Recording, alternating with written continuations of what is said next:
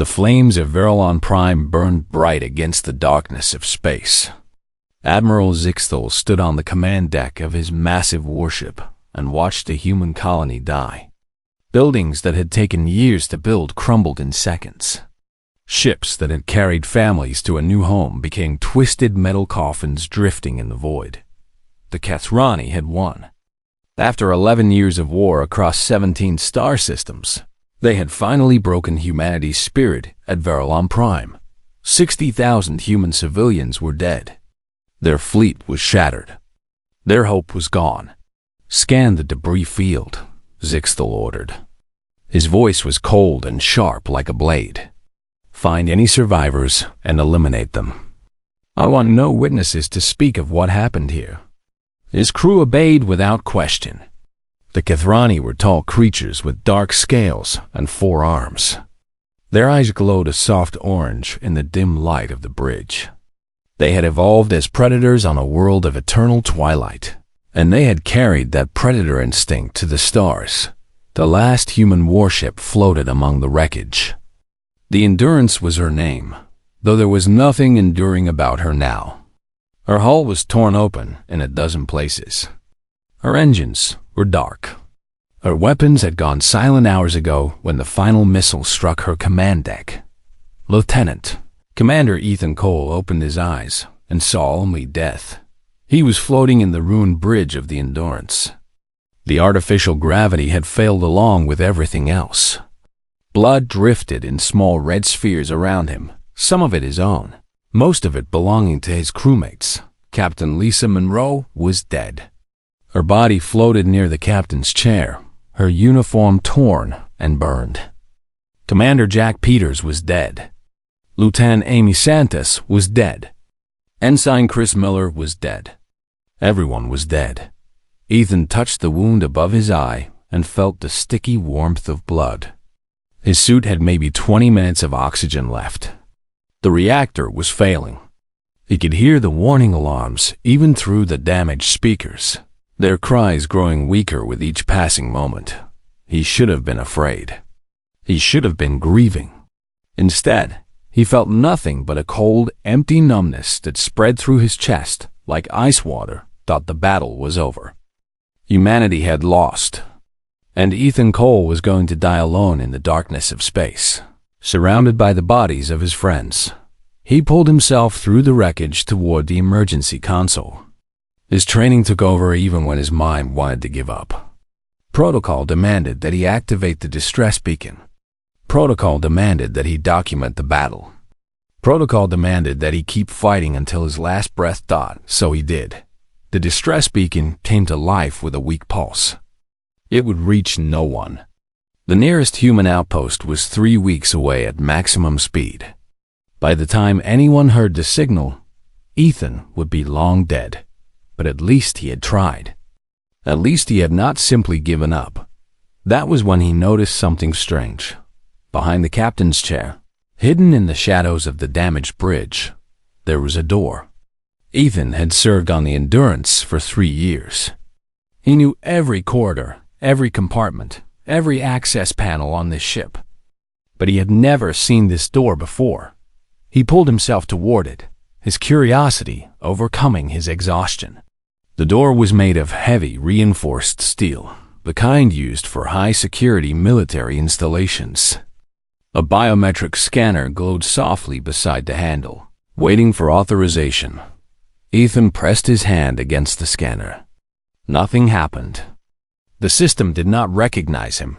He looked at Captain Monroe's body floating nearby. A terrible idea formed in his mind. "I'm sorry, Lisa," he whispered as he took her hand. "I need to know what's behind this door." He pressed her palm against the scanner. The light turned green. The heavy door slid open with a soft hiss. Inside was a small chamber, barely larger than a closet. Emergency lights bathed everything in a soft blue glow. And in the center of the chamber stood a single cryogenic pod. Ethan stared at it in confusion. Cryogenic pods were used for long-distance space travel, for colonists making journeys that would take decades or centuries. There was no reason for one to be hidden on a military vessel dock. Then he saw the designation painted on the side of the pod in simple black letters. Reaper-7. The blood in Ethan's veins turned to ice. He had heard whispers during his years in the fleet. Late-night conversations between officers who had drunk too much. Stories passed down from veterans who had served in the early days of the war. They spoke of a program called Project Lazarus. A program so secret that even mentioning its name could end a career. A program that had created something terrible in humanity's desperate attempt to match the Kethrani's superior numbers and technology. The official story was that Project Lazarus had been shut down decades ago. The experiments were deemed too dangerous, too unpredictable, too difficult to control. The subjects had been terminated. The records had been destroyed. But here was proof that the official story was a lie. Ethan moved closer to the pod and wiped the frost from the observation window. Inside was a man. He appeared to be in his mid-30s, with a lean face and short, dark hair. His features were sharp, but not unusual. He looked like any other soldier Ethan had served with over the years, but there was something about him that made Ethan's instincts scream danger. Even in sleep, even frozen in suspended animation, the man radiated a quiet menace that made Ethan want to run. The pod's status display showed vital signs in the green. Neural activity was suppressed but stable. The revival sequence would take 4 minutes once activated. Ethan looked through the viewport at the approaching Kethrani fleet. Salvage vessels were moving toward the Endurance. They would board within the hour. They would find him. They would kill him, unless he did something. His hand hovered over the activation switch. Every part of his training told him to leave the pod alone. Whatever was inside, whatever Reaper 7 was, there was a reason the military had kept him frozen and hidden. There was a reason no one was supposed to know he existed. But Ethan was going to die anyway. The Kethrani were going to win anyway. What did he have to lose? He pressed the button. The pod hummed to life. Frost began to melt from the observation window. The status display showed the revival sequence beginning, vital signs climbing, neural activity increasing. 4 minutes until Reaper 7 woke up. 4 minutes until Ethan discovered what humanity had created in the darkest days of the war. 4 minutes until everything changed. The 4 minutes felt like hours. Ethan floated beside the cryogenic pod and watched the frost melt away from the observation window. The man inside remained perfectly still, his chest rising and falling in slow, measured breaths as his body came back to life. Outside the viewport, the Kethrani salvage vessels drew closer. Ethan could see their running lights blinking in the darkness.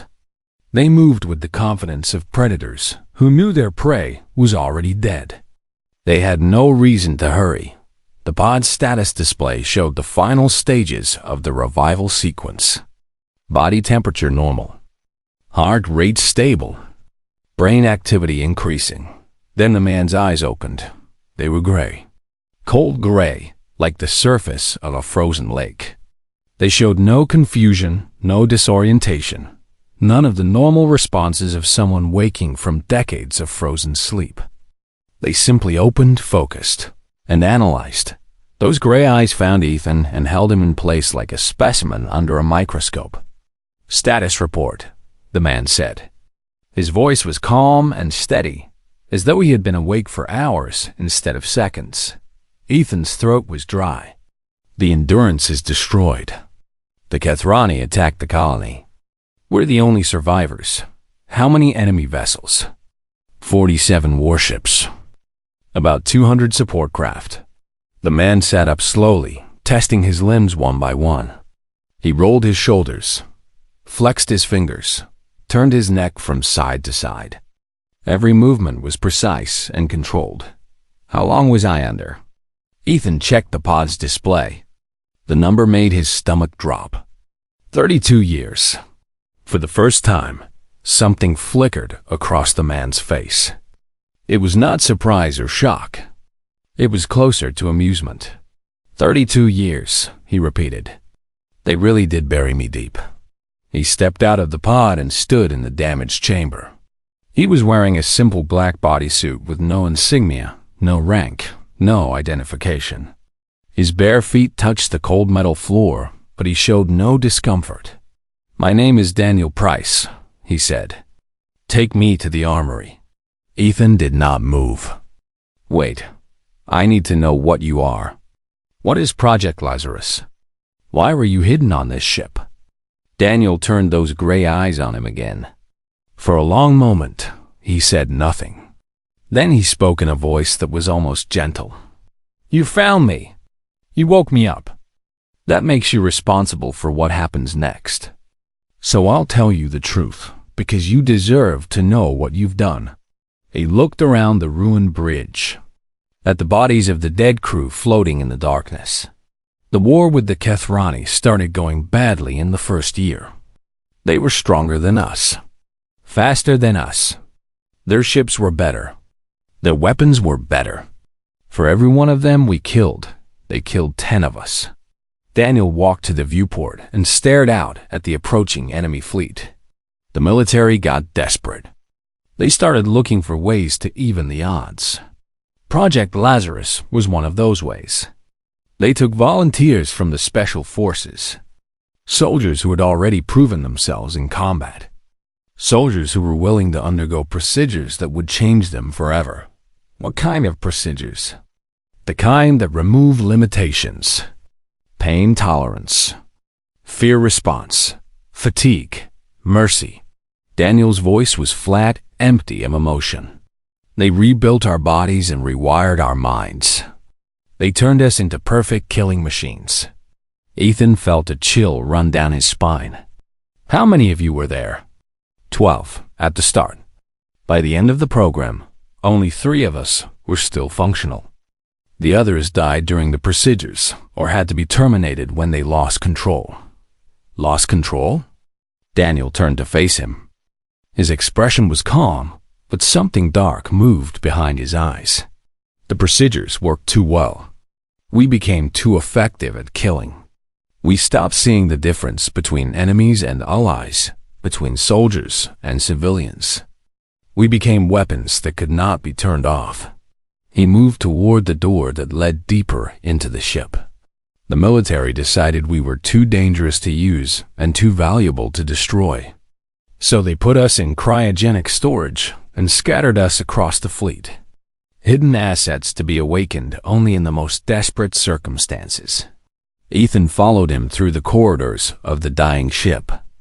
Emergency lights flickered overhead. The walls were scarred with battle damage. If you're so dangerous, why do they keep you at all? Daniel stopped at a reinforced door marked with military symbols. His hand touched the access panel. Because sometimes you need a monster to fight other monsters. Because sometimes the only way to win is to become something worse than your enemy. The door slid open to reveal the armory. Racks of weapons lined the walls. Crates of ammunition were stacked in the corners. Most of it had survived the battle intact. Daniel moved through the armory with the familiarity of someone who had done this 1,000 times before. He selected weapons and equipment with quick, efficient movements. Combat rifle, sidearm, a blade that gleamed under the emergency lights. Grenades of various types. Breaching charges. Then he approached a locked case at the back of the armory. Another biometric scanner. Another moment of waiting. The case opened to reveal a matte black helmet. It had no features, no visor, no markings. Just a smooth, featureless surface that seemed to absorb the light around it. What is that? Ethan asked. Daniel lifted the helmet carefully, almost reverently. This is the face of a Reaper. When I put this on, Daniel Price stops existing. All that remains is the mission. He checked each weapon one final time, loading magazines and testing mechanisms. The Kethrani think they've won. They think the battle is over. They're moving in to collect their prizes and celebrate their victory. Daniel looked at Ethan, and for just a moment, Something almost human flickered in those cold gray eyes. They're about to learn that the battle is never over. Not while a single human is still breathing. Not while there's still a chance to make them pay for what they've done. He pulled on the helmet. The featureless black surface hid his face completely. When he spoke again, his voice was distorted by the helmet's systems. It sounded mechanical and human. Find somewhere safe and stay hidden. This is going to get messy. Then Reaper 7 moved toward the airlock where the first Kethrani boarding party was about to breach. And Ethan understood, with terrible clarity, exactly what humanity had created in its darkest hour. The first Kethrani boarding party consisted of 12 warriors. They were the elite of the Kethrani military, chosen for their strength, their speed, and their ruthlessness. Each one stood nearly 7 feet tall, with dark scales that could deflect small arms fire and 4 powerful arms that could tear a human apart in seconds. They breached through the starboard airlock with practiced efficiency. Their weapons swept the corridor ahead of them. Their sensors scanned for any sign of life. They expected to find nothing but corpses and salvage. The point man advanced 3 steps into the corridor. His name was HFY, and he had killed more humans than he could count during his 20 years of service. He felt no fear as he moved through the damaged ship. Why would he? The battle was over. The humans were dead. Then something dropped from the ceiling behind him. HFY heard a wet sound. A gurgled scream. He spun around just in time to see his rear guard collapse. Violet blood spraying from a wound in his throat. Standing over the body was a figure in black. It was small compared to a Kethrani warrior. Barely 6 feet tall. But it moved with a speed that HFY's eyes could barely follow. The lights went out in the darkness that followed. HFY heard his squad die. He heard their weapons fire wildly at shadows. He heard their screams as something found them one by one. He heard the wet sounds of blades cutting through scales and flesh. He tried to run. He made it 3 steps before something hit him from behind. He felt a blade slide between his scales and pierce his primary heart. Then his secondary heart. Then his tertiary heart. He fell to the ground and felt his life draining away. The last thing he saw was a pair of glowing eyes behind a featureless black mask, watching him die with complete indifference. Then there was nothing. Daniel Price stood among the bodies and checked his ammunition. The first magazine was still mostly full. He had used the blade for most of the work. Blades were quieter, more efficient. They did not give away his position. He moved deeper into the darkness, heading for the next airlock where the second boarding party was preparing to breach. On the Kethrani flagship, Admiral Zixthal received the report with growing concern. "What do you mean?" No response. The communications officer looked up with fear in his orange eyes. "The first boarding party went silent 3 minutes ago. We've lost all contact. Send the second party. Tell them to proceed with caution." The second party was larger than the first. 20 warriors, heavily armed and armored. They breached through the port airlock and moved in tactical formation through the corridors. They found the bodies of the first party scattered across the deck. 12 elite warriors, killed in less than a minute. The cuts were precise surgical. Whoever had done this knew exactly where to strike to cause maximum damage. The squad leader activated his communicator. "Command, we have found the first party. All dead. The wounds suggest a single attacker using a bladed weapon. Requesting." His words cut off in a gurgle as a blade erupted from his chest. The warriors opened fire. Energy bolts lit up the corridor, burning holes in the walls and ceiling. They hit nothing but shadows and debris. Daniel moved among like smoke. He was there, and then he was not. A warrior would turn to face him and find only empty space. Another would fall with a wound they never saw coming. The emergency lighting flickered. In the strobing darkness, the HFY warriors caught glimpses of their attacker. A black figure that seemed to absorb the light. A featureless mask that showed no expression, no mercy, no hesitation. One warrior managed to grab Daniel by the arm. 4 powerful hands gripped the human, ready to tear him apart. Daniel's free hand came up with a blade. 3 cuts. 3 arms fell to the deck. The 4th arm loosened its grip as the warrior screamed in pain. Daniel drove the blade through the warrior's skull and was moving before the body hit the ground. 30 seconds later, the second party was dead. Ethan Cole watched from a maintenance shaft as Daniel walked past his hiding spot. The black-clad figure was covered in violet blood, but his movement showed no sign of fatigue or injury. He walked with the same steady, measured pace as before. "How are you doing this?" Ethan whispered. Daniel stopped. That featureless mask turned toward the maintenance shaft. "They built me to fight wars," Daniel said. His distorted voice echoed in the corridor. "Not battles, wars. They designed me to keep fighting until there was no one left to fight. Until the enemy was completely destroyed." He checked his weapons and reloaded his rifle with fresh ammunition. "The HFY are strong. They're fast. They're well-trained. But they've never faced anything like me. They don't know how to fight an enemy that doesn't stop, doesn't tire, doesn't feel pain or fear. There are 47 warships out there," Ethan said. "Thousands of warriors. You can't kill them all." Daniel was silent for a moment. Then he spoke again, and something in his voice made Ethan's blood run cold. "Watch me." He moved toward the shuttle bay. The Endurance had 3 emergency shuttles. 2 had been destroyed in the battle. The 1 remained functional. Daniel boarded the shuttle and began the launch sequence. Through the view screen, he could see the HFY fleet spread out before him. 47 warships. Hundreds of support vessels. Thousands of warriors who thought they had won.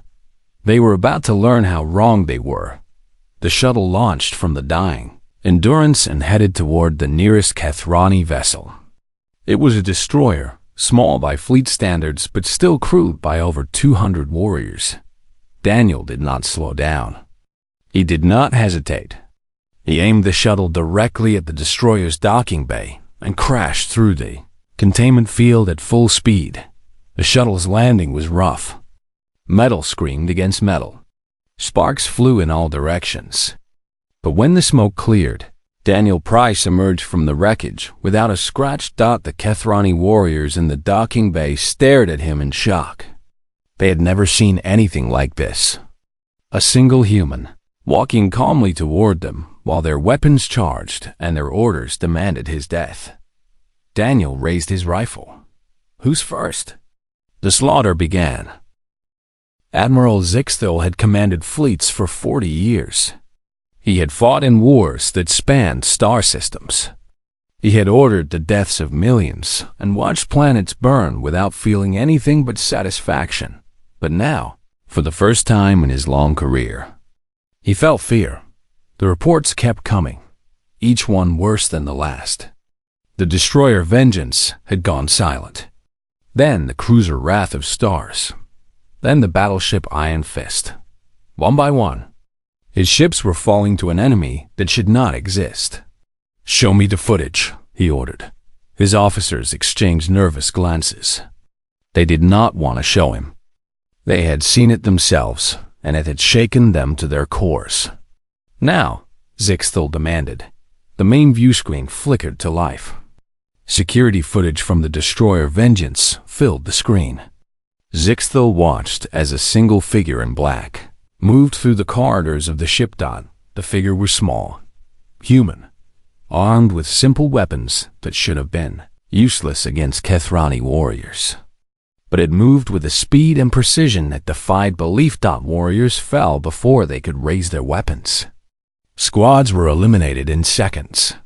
The figure never stopped, never paused, never showed any sign of hesitation or fatigue. It killed with mechanical efficiency, leaving a trail of bodies in its wake. The footage ended when the figure reached the bridge. The last image was of Captain Kry's volume reaching for his sidearm as the black masked attacker walked toward him. Then static. One human, Zixtel is executive officer, said. His voice trembled. One human did all of this. That is not a human, Zixtel replied. I don't know what it is, but it is not human. He turned to his tactical officer. Pull back all remaining vessels. Form a defensive perimeter. I want every weapon aimed at the next ship that creature boards. If we cannot stop it with warriors, we will destroy our own vessels before letting it spread further. Admiral, that would mean killing our own crews. I know what it means. Do it. But even as his orders went out, Zixtel knew it was too late. The creature had already taken 9 ships. It had killed thousands of his best warriors, and it showed no signs of slowing down. On the cruiser Endless Night, Daniel Price made his way to the communications center. The bodies of the bridge crew lay scattered around him. Violet blood dripped from his blade onto the metal deck. He was tired. Not physically tired. The modifications to his body prevented physical fatigue. But somewhere deep inside, in the small part of him that was still Daniel Price, he felt the weight of everything he had done. 40-6 ships left. Thousands more warriors to kill. Hours of slaughter still ahead. He pushed the feeling aside. There would be time for reflection later if he survived. For now, there was only the mission. Daniel activated the ship's emergency BROADCAST system and connected it to the fleet-wide network. Every screen on every vessel in the Kethrani Armada flickered to life. Every officer and warrior turned to see what was happening. Daniel stood before the camera. His black bodysuit was torn and stained with blood. His helmet's surface was scratched and dented from countless impacts. He looked like a nightmare given physical form. Then he reached up and removed the helmet. The face beneath was human, ordinary. A man in his mid-30s with short dark hair and gray eyes. He could have been anyone. A soldier, a civilian, a colonist trying to build a new life on a distant world. But his eyes were not ordinary. They held no warmth, no mercy, no fear. They were the eyes of something that had gone beyond human limits and found only darkness on the other side. My name is Daniel Price, he said. His voice was calm, steady, almost conversational. I am Reaper 7, the last surviving operative of Project Lazarus. On the flagship, Admiral Zixtel leaned forward. Every warrior in the fleet was watching, listening. Your fleet has destroyed the colony of Verylon Prime, Daniel continued. You have killed 60,000 human civilians. Men, women, children, families who came to this world seeking a better life. You burned them alive and called it victory. He set the helmet down on the console beside him. I want you to know that I'm going to kill every single one of you. Not because I was ordered to. Not because it serves some strategic purpose. But because you made the mistake of thinking the battle was over. Daniel smiled. It was not a friendly smile. It was the smile of a predator who had cornered its prey. The battle is never over. Not while even one of us is still breathing. That's the thing about humans that you never understood. We don't know how to quit. We don't know how to surrender. We don't know how to accept defeat. He picked up his rifle and checked the magazine. Some of us, the ones like me, we don't even know how to stop. They built us that way. They made us into something that would keep fighting long after any sane creature would have given up. We are the weapons of last resort. The final option when all other options have failed. Daniel looked directly into the camera. His gray eyes seemed to stare at every warrior in the fleet. You have 46 ships remaining. I'm coming for all of them. You can run if you want. You can scatter across the galaxy and hide in the darkest corners of space. It won't matter. I will find you. I will hunt you down one by one. And when I'm done, there won't be a single Kethrani left Who remembers what happened at Verilon Prime?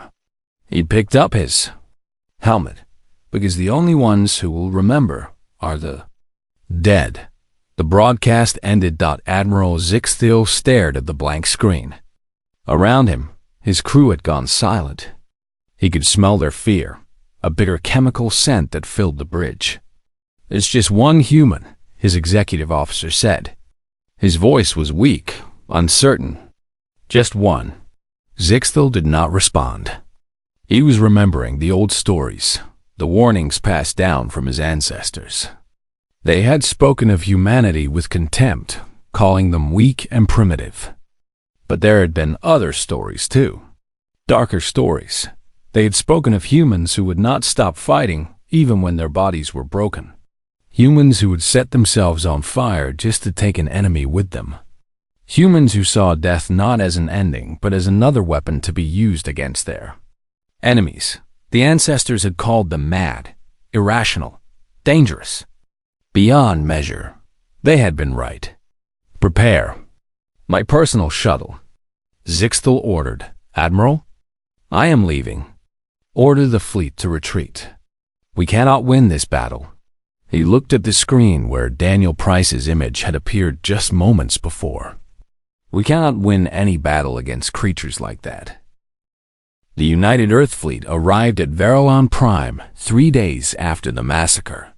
Admiral Catherine Webb stood on the bridge of the carrier, resolute, and stared at her tactical display in complete disbelief. The Kethrani fleet was destroyed, not damaged. Not driven off, destroyed. 47 warships had been reduced to drifting wreckage and expanding clouds of debris. The mighty armada that had burned Verilon Prime to ashes was now nothing but scrap metal floating in the void. "Admiral," her sensor officer called out, "we're detecting escape pods scattered throughout the debris field. Kethrani life signs. Maybe 100 survivors total." "Only 100? From a fleet of 47 ships?" "Yes, ma'am. And Admiral, the survivors they're not in good shape. Our intercepts of their communications suggest some kind of mental breakdown. They keep talking about a demon in black, a creature that came from the human ship and killed everything in its path." Admiral Webb turned to her intelligence officer. "What do we know about the Endurance's crew complement? Any special forces personnel? Any classified assets?" The intelligence officer checked her datapad. Her face went pale. "Ma'am, the Endurance was carrying a priority cargo under direct order from Fleet Command. The details are classified beyond my clearance level, but the designation is Project Lazarus." Admiral Webb felt her blood run cold. She had heard of Project Lazarus. Everyone at her rank had heard whispers, but she had always believed it was a myth, a scary story told to frighten junior officers. "Get me a secure channel to Fleet Command, now." While her officers scrambled to comply, Admiral Webb turned her attention to another signal her sensors had detected. A human distress beacon broadcasting from the surface of Verilon Prime. 2 human life signs, her sensor officer reported. "They're in the ruins of the colony's central plaza. Send a rescue shuttle. I want those survivors brought to me immediately." The shuttle found Ethan Cole and Daniel Price sitting in the ruins of what had once been a beautiful fountain. The water was long gone. The statue that had stood at its center was shattered, but the stone bench remained intact. Ethan looked exhausted. His uniform was torn and dirty. Bandages covered the wounds he had suffered during the battle, applied with military precision by hands that had killed thousands in the previous 48 hours. Daniel sat beside him, his black bodysuit stained with dried blood that was not his own. His helmet rested in his lap. His gray eyes stared at nothing, focused on something only he could see. The rescue team approached with weapons ready. They had heard the reports from the Kethrani survivors. They knew what Daniel Price had done. "Stand down," Ethan said weakly. "He's not a threat. Not anymore." The team leader looked at Daniel with obvious fear. Sir, with respect, this man just killed an entire fleet by himself. He killed the enemy, Ethan replied. He saved my life. He avenged 60,000 civilians who died on this colony. Whatever else he is, he's on our side. Daniel said nothing. He simply stood up, collected his helmet, and walked toward the shuttle without looking at anyone. An hour later, Ethan Cole stood before Admiral Webb on the bridge of the Resolute. Daniel Price stood beside him, silent and still as a statue. Lieutenant Commander Cole, Admiral Webb said. Report. Ethan opened his mouth, then closed it. How could he describe what he had witnessed? How could he put into words the sight of a single man boarding enemy vessels one after another, leaving nothing but corpses in his wake? The Kethrani fleet was neutralized, he finally said. By Reaper 7. Admiral Webb turned her attention to Daniel.